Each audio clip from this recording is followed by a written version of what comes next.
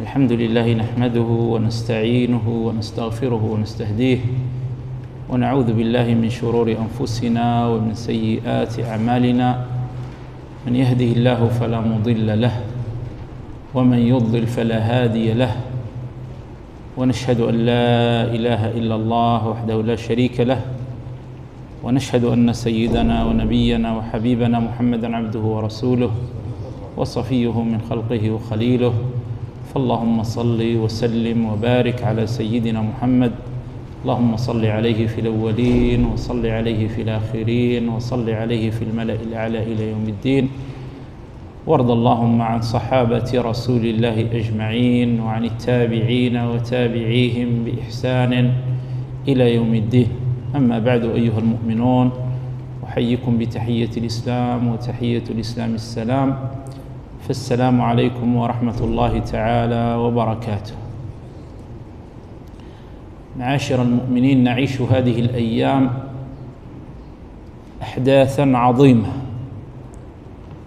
ومخاضاً كبيراً تعيشه هذه الأمة التي تكالبت عليها الأمم، كما أخبرنا رسول الله صلى الله عليه وسلم في ذلك الحديث الذي رواه ثوبان قال: قال رسول الله صلى الله عليه وسلم: توشك الأمم أن تداعى عليكم، توشك الأمم أن تداعى عليكم كما تداعى الأكلة إلى قصعتها. فقال قائل: من قلة نحن يومئذ؟ قال: بل أنتم يومئذ كثير، ولكنكم غثاء كغثاء السيل، ولينزعن الله من صدور أعدائكم المهابة منكم، وليقذفن في قلوبكم الوهن. قال قائل: يا رسول الله، وما الوهن؟ قال: حب الدنيا وكراهية الموت، حب الدنيا وكراهية الموت. رواه أبو داود ورواه الإمام أحمد في مسنده وغيرهم. هذا الحديث يخبر به صلى الله عليه وسلم عن أمر مغيب لم يكن في عصره أو في وقته، بل يخبر بأمر غيب سيحصل في المستقبل، وهو علامة من علامات نبوته صلى الله عليه وسلم، الإخبار عن المغيبات. يخبر صلى الله عليه وسلم كيف أن موازين القوى تتغير، وأن دوام الحال كما يقال من المحال. أمر هذه الدنيا لا يستمر على حال، وتلك الأيام نداولها بين الناس، فالذي كان قويا يصير ضعيف، والذي كان ضعيفا يصير قوي، وهكذا وفقا لأسباب وسنن وضعها الله سبحانه وتعالى في هذا الكون. توشك أي تقرب أن تداعى الأمم عليكم، الأمم الأخرى ملل الكفر على اختلاف أفكارها وأجناسها، أن تتداعى عليكم. وأصل الحديث تتداعى، ولكن حذفت تداعى عليكم، أي يدعو بعضها بعضا ويجتمعون عليكم كما تداعى الأكلة إلى قصعتها. وفي الرواية الأخرى الآكلة، والأكلة جمع آكل، الواحد منهم آكل والجمع الآكلة،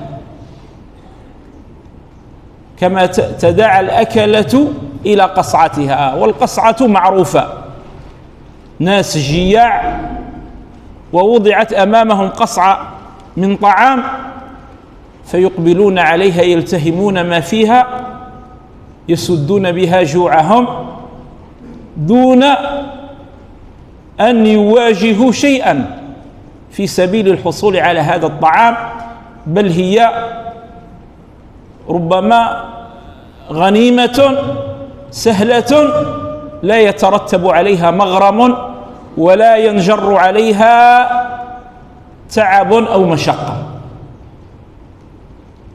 فيشبه الأمة في هذه الحالة كحال هذه القصعة. هذه القصعة هي أمة الإسلام، والآكلون هم الأمم الأخرى الذين تداعوا إلى هذه القصعة، فنصير حالنا كحال تلك القصعة، نصير غنيمة لهذه الأمم. توشك الأمم أن تداعى عليكم كما تداعى الأكلة إلى قصعتها. ويتعجب صحابة رسول الله صلى الله عليه وسلم الذين يسمعون هذا الكلام، وكيف يمكن أن هذه الأمة بتلك القوة وبهذا الوحي وبهذا الكتاب الذي أيدها الله سبحانه وتعالى به وجعلها خير أمة أخرجت للناس، كيف سيؤول حالها وسيصير حالها إلى هذه الصورة التي يرسمها رسول الله صلى الله عليه وسلم أمامه؟ يتعجبون وش هو السبب اللي راح يخلينا نوصلوا لهذه الحالة يا رسول الله؟ وجاء في أذهانهم أن السبب أن الأمة قد تكون قليلة، أن قلة عدد الأمة بالنظر إلى كثرة أعداد الأمم الأخرى، وأن الأمة قليلة من حيث العدد، فلعل هذا هو السبب. قال قائل من قلة نحن يومئذ، هذا هو السبب يا رسول الله؟ السبب هو القلة نتاعنا؟ قال بل أنتم يومئذ كثير.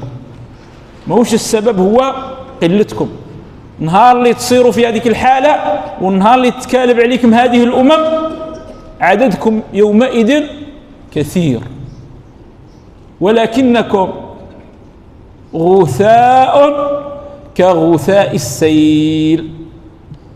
وش هو غثاء السيل؟ نهار اللي يجي الواد السيل جارف، الحوايج الثقيلة تهبط للقاع والحوايج الخفيفة يهزها، هذا قاقط، هذا تبن، هذا حشيش، هذا كذا، هذا الحوايج اللي لا قيمة لها تعلو وتطفو فوق السيل. هذاك الشيء اللي يطفو فوق السيل هذاك هو الغثاء. بمعنى وإن كان عددكم كثيرا من حيث العدد، لكن من حيث الوزن والقيمة لا قيمة له. العدد مصدر من مصادر القوة، ولكن اليوم أن يجتمع مع النوعية. أما كثرة بلا فائدة بلا قيمة فهذه لا قيمة لها. وهذا الحديث يقول النبي صلى الله عليه وسلم في زمان كان المسلمون قلة، كان عددهم قليل مقارنة مع الأمم المحيطة بهم من المشركين ومن الفرس ومن الروم ومن غيرها من الأمم الكبرى التي كانت في ذلك الزمن. رسول الله صلى الله عليه وسلم وأصحابه كانوا يمثلون قلة قليلة، ومع ذلك هذه القلة نصرها الله سبحانه وتعالى، ونصرهم يوم بدر وكانوا أذلة. في يوم بدر كان عدد المسلمين ثلث الجيش نتاع المشركين، هذوك 1000 وهذوك 300 ثلث، ومع ذلك انتصر 300 انتصروا على 1000. وفي جميع حروب المسلمين في كل المعارك الكبرى التي خاضوها عبر التاريخ كلهم كانت أعدادهم لا تقاس بأعداد أعدائهم، بل أحيانا في بعض المعارك وفي بعض الحروب حتى العقل لا يكاد يصدق. يوم مؤتة كان الروم ومن حالفهم يقاربون 200,000 مع الحلفائهم من العرب، وكان عدد المسلمين تصوروا شحال؟ 3000. 3000 مع 200,000. وهكذا في قادسية وفي اليرموك وفي حطين وفي كل معارك المسلمين عبر التاريخ كانوا دائما قلة، ولكن هذه القلة كانت قلة نوعية، لم تكن غثاء كغثاء السيل، ولكنكم أنتم يومئذ كثير ولكنكم غثاء كغثاء السيل. ولينزعن الله من صدور عدوكم المهابة منكم. في هذاك الوقت اللي كانوا المؤمنين قلة، ربي سبحانه وتعالى بسبب قوة إيمانهم وإقبالهم على الآخرة كان ذلك مصدر قوة عظيم لهم. والنبي صلى الله عليه وسلم يقول: نصرت بالرعب مسيرة شهر. كانوا أعداءهم بمجرد أنهم يسمعوا باللي راهم المسلمين جايينهم ينهزموا ويخافوا قبل ما يوصلوا لهم بشهر. وهذه كرامة أعطاها ربي سبحانه وتعالى إليهم بسبب أنهم آمنوا بالله وأخلصوا دينهم لله وكانوا مؤمنين حق الإيمان، فكافأهم الله سبحانه وتعالى بهذه الكرامة أن قذف الرعب والخوف في صدور أعدائهم منهم، فكانوا ينهزموا قبل ما يلحقوهم وقبل ما يقاتلوهم. كان سيدنا خالد بن الوليد رضي الله تعالى عنه وأرضاه يبعث كتابا لأعدائه، لقائد جيش عدوه قبل أن يلقاه، فيدعوه إلى الإسلام ويقول له: إن هو أبى فإنني أتيتك بقوم يحبون الموت كما تحبون الحياة. جيتك بواحد الناس يتمنوا الموت ويبقوه كما تبقون انتم الحياة. هذا كان حالهم. ولينزعن الله من صدور عدوكم المهابة منكم. هذا الجانب الأول. الجانب الثاني: ولا يقذفن في قلوبكم الوهن. هذه القلوب قلوب من سبقنا من صحابة رسول الله صلى الله عليه وسلم ومن سلف هذه الأمة الذين سادوا العالم وحكموا هذا العالم رغم قلتهم، كانت قلوبهم قد امتلأت بالإيمان بالله. قوة الإيمان: المؤمن القوي خير وأحب إلى الله من المؤمن الضعيف. وأساس القوة هي قوة الإيمان التي تملأ القلب، ومن بعد تجي القوة الأخرى القوة المادية مكملة لها: وأعدوا لهم ما استطعتم من قوة ومن رباط الخيل. لكن القوة الأساس هي قوة العقيدة وقوة الإيمان بالله سبحانه وتعالى، هذه أكبر قوة. ثم بعد ذلك بالنسبة للقوة المادية: أعدوا ما استطعتم. ما يش لازم قوتكم تكافئ القوة نتاع العدو نتاعكم، مش بالضرورة، وإنما اجتهدوا أن تعدوا ما تستطيعون من القوة، والله سبحانه وتعالى ينصركم. ولا يقذفن في قلوبكم، في ذاك الحال رغم كثرتكم لا يقذفن في قلوبكم الوهن. يقذف ربي سبحانه وتعالى في قلوب أعدائكم، ينزع منها المهابة تاعكم، فما يعودش العدو تاعكم ما يعودش يخاف منكم رغم كثرتكم ورغم ما تملكونه من خيرات ومن موارد ومن أسلحة ومن جيوش، ولكنكم لا تخيفون أحدا من عدوكم، لأن ربي سبحانه وتعالى نحمن عدوكم الخوف منكم، ما عادش يخاف منكم.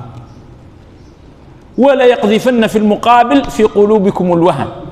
قالوا: وما الوهن يا رسول الله؟ الوهن في اللغة العربية هو الضعف، كأنهم يسألون عن سبب هذا الوهن، عن سبب هذا الضعف، وش هو سبته؟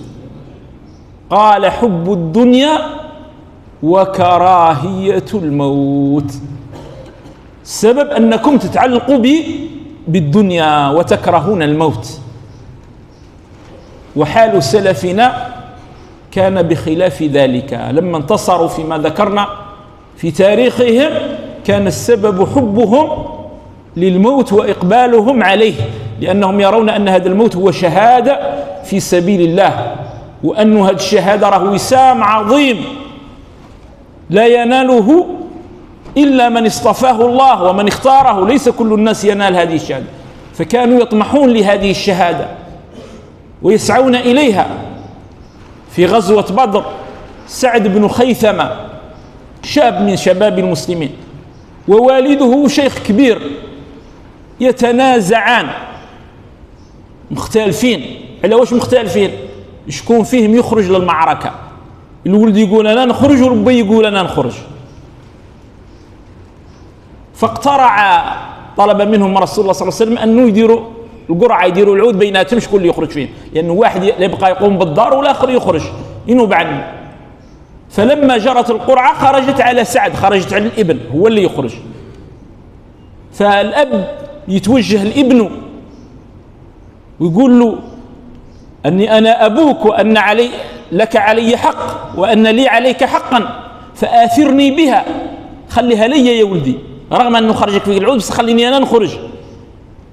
فيقول الولد يا أبتاه والله لو كانت غير الجنة لآثرتك بها ولكنها الجنة. هذه يبقى قضية الجنة، ما نطيش نفضلك على روحي. كان جات حاجة أخرى، كان جات أموال ولا أمور من أمور الدنيا نخليها لك، بصح كي جات أمر الجنة يبقى ما نطيش نخليه لك. شوف الحالة النفسية اللي كانوا فيها والإيمان اللي كان يملأ قلوبهم. في غزوة أحد عمرو بن الجموح وهو واحد من شيوخ الأنصار وكان كبير في السن أيضا، وكان أعرجا، كان عايب، وأبناؤه 4 خارجين مع رسول الله صلى الله عليه وسلم في الغزو، فيطلبون منه أن يبقى. يودي ربي أنت راك إنسان كبير وراك أعرج، إنسان عايب ومريض وكذا، وربي راه عادلك، ليس على الأعمى حرج ولا على الأعرج حرج، معليش حرج، ربي راه عادلك وعطيك العذر، فأنت اقعد وحنا يبي نخرجوا. فيأبى، يرفض، ويقول والله لأطأن بعرجة هذه الجنة، بهذا الكراع العايبة ندخل بها للجنة، ويصر على أنه يخرج. فلما شافوا رسول الله صلى الله عليه وسلم مصر طلب منهم أنه يخلوه، ما يمنعوهش وخلوه يخرج. وسأل الله سبحانه وتعالى الشهادة، اللهم ارزقني الشهادة ولا تردني خزيانا، اعتبر أنه إذا رجع أنه هذا نوع من الخزي، فمات شهيدا في غزوة أحد، مات شهيد. هذه هي النوعية التي كانت عليها حال الأمة. كان الواحد ب1000 خير من 1000، فلم يكن القضية قضية عدد. لكن اليوم راه الموازين انقلبت وتغيرت.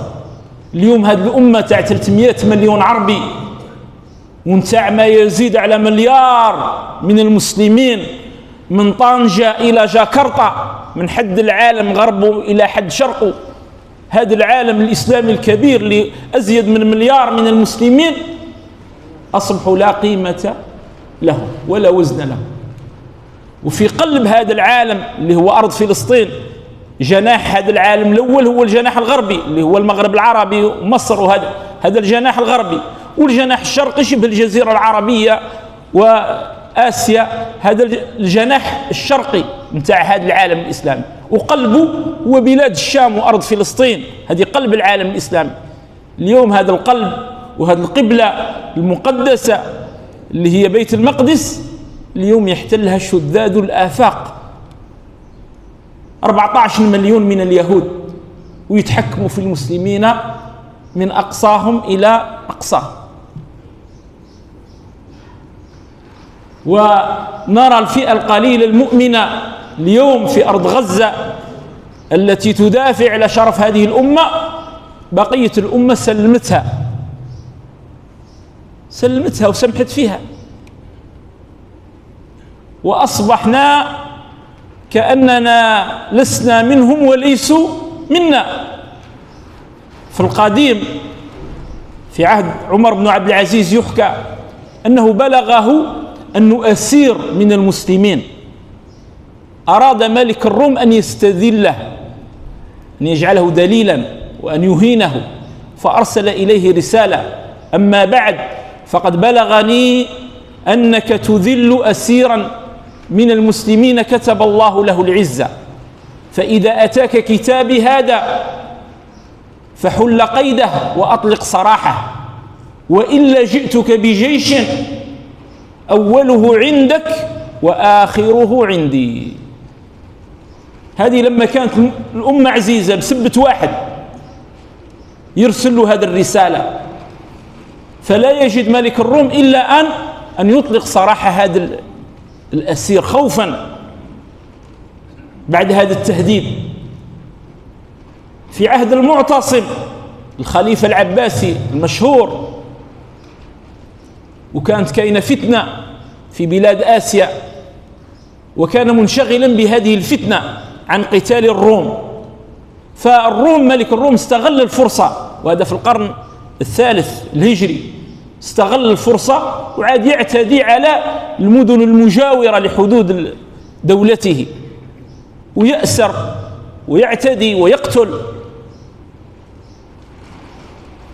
فبلغ المعتصم أن امرأة شريفة من أهل البيت أسرها ملك الروم، فنادت: ومعتصماه، تنادي في الخليفة في أمير المؤمنين أن ينقذها، ومعتصماه.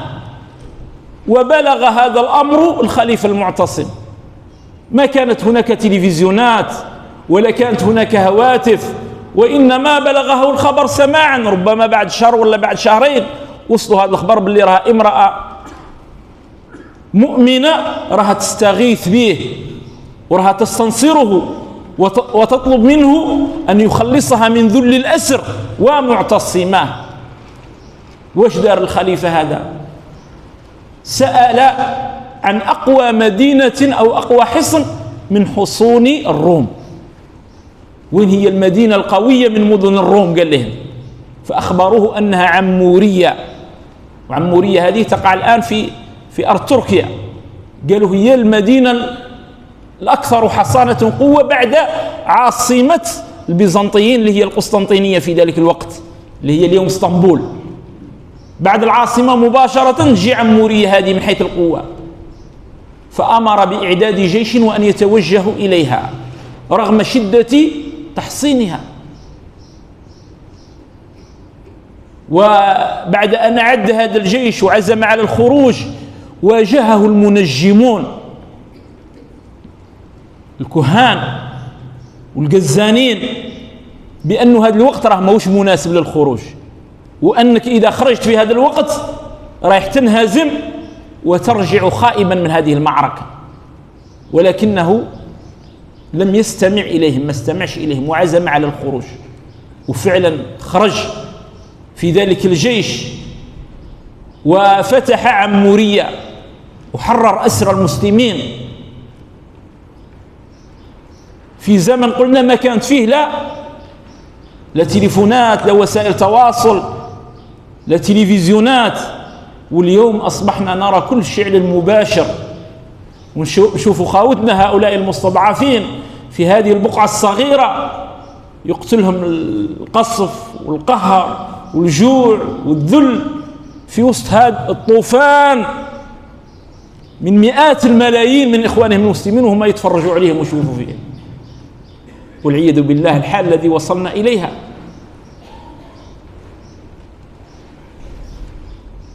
هذه الحال التي صدق النبي صلى الله عليه وسلم في تصويرها لنا في هذا الحديث، وبين لنا قضية السبب. معاشر المؤمنين، لا نقول هذا الكلام من باب اليأس، لأننا مؤمنين، والمؤمن ما يعرفش قلبه اليأس. إنه لا ييأس من روح الله إلا القوم الكافرون. وربي وعدنا أنه سينصرنا وتكلمنا عن مبشرات النصر التي وعدنا بها الله في كتابه ورسوله صلى الله عليه وسلم في سنته، والتي دلت عليها أحداث التاريخ ودلت عليها دل عليها الواقع ودلت عليها سنن الكون، أن كل هذه الأمور تبشر أن هذه الأمة ستنتصر، ولكن ما تنتصرش بالتفراج. وعد الله الذين آمنوا منكم وعملوا الصالحات ليستخلفنهم في الأرض كما استخلف الذين من قبلهم وليمكنن لهم دينهم الذي ارتضى لهم وليبدلنهم من بعد خوفهم أمنا يعبدونني لا يشركون بي شيئا. ولكن وينهم اللي وعدهم ربي هادو؟ وعد الله الذين آمنوا منكم وعملوا الصالحات، هادو هم اللي وعدهم ربي. هل احنا كأمة اليوم راها متوفرة فينا هذه الشروط في أفرادنا كأمة؟ رانا مؤمنين حقا بمعنى الإيمان؟ هذه المعادلة وين راها؟ معناها حتى يتحقق وعد الله لنا لا بد أن نحقق هذه الصفات التي وعد أصحابها بهذا النصر وهذا التأييد وهذا التمكين من الله سبحانه وتعالى. اليهود هادو اللي جاوا من شتى أصقاع الأرض، واحد جاء من الأرجنتين، واحد جاء من شرق أوروبا، واحد جاء من روسيا، واحد جاء من أمريكا، واحد جاء من اليمن، واحد جاء من المغرب، واحد جاء من إثيوبيا، ناس لا رابط بينهم. وعدهم وزير خارجية بريطانيا بإنشاء دولة، وعد بلفور في 1917، وعد، مجرد وعد. من نهار هذا الوعد هما يجتهدوا ويعدوا واستطاعوا فعلا أن يبنوا هذه الدولة. وتوقع زعيمهم إسحاق هيرتزل في ذلك الوقت أن هذه الدولة ستنشأ في حدود نصف قرن، في حدود 50 سنة. وفعلا بعد هذا في مؤتمر بازل في 1897، في 1948 بعد 51 سنة بالضبط تأسست هذه الدولة. لكن هذا ما جاش هكا، جاء نتيجة عمل واجتهاد وتضحية، وهكذا تنتصر الأمم. قلت رغم ما نراه من قوة هذا العدو، اليوم رأينا كيف أن هذا العدو يضرب دولة من أكبر بلاد المسلمين من حيث عدد السكان ومن حيث الجغرافيا ومن حيث القوة العسكرية، وتبعد آلاف الكيلومترات، ويقتل كبار القادة وعلماء، ويضرب مراكز نووية ومطارات وما إلى ذلك. هذا كله يدل على قوة هذا العدو. لكن نأخذ من الجانب الآخر قضية درس واحد آخر. هذا العدو اللي بهذه القوة أمام هذه الدولة اليوم، أمام إيران مثلا، كيف راح حاله مع تلك القلة القليلة التي قال النبي صلى الله عليه وسلم: لا تزال طائفة من أمتي ظاهرين على الحق لا يضرهم من خذلهم حتى يأتي وعد الله وهم على ذلك. في ذيك المساحة تاع قطاع غزة تاع 360 كيلومتر، على بعد 5 كيلو ولا 10 كيلو من الحدود نتاعو، اليوم راه في عام و8 شهور لا يستطيع أن يقضي على هذه القوة لذيك الفئة المؤمنة، ولكنه يركز أمره على أولئك المدنيين، أولئك الأطفال والنساء والشيوخ والتجويع وما إلى ذلك، حرب الجبناء. هذا يبين لنا أن القضية قضية نوعية، وأن هذه الكتائب الصغيرة للمقاومين الفلسطينيين إلى اليوم بعد ما يقرب من عامين لا يستطيع العدو أن يهزمهم إلى اليوم، ولا يستطيع أن يخلص أسراه اللي هم بالعشرات من أيدي هؤلاء المقاومين، رغم أنهم على بعد كيلومترات قليلة، ورغم أنه يدخل ولكنه لا يستطيع. وش هي المشكلة؟ المشكلة إذن أو القضية هي قضية الإيمان وقضية الإعداد. وهذه الأحداث العظيمة اليوم هي مخاض لولادة أحداث أخرى قادمة ستغير ملامح هذا الكون. إما أنه تقدمنا وتأخر عدونا، وإما العكس أنه يسيطر علينا ويهيمن علينا هيمنة كلية. فنسأل الله سبحانه وتعالى أن يبرم لهذه الأمة إبرام رشد وخير.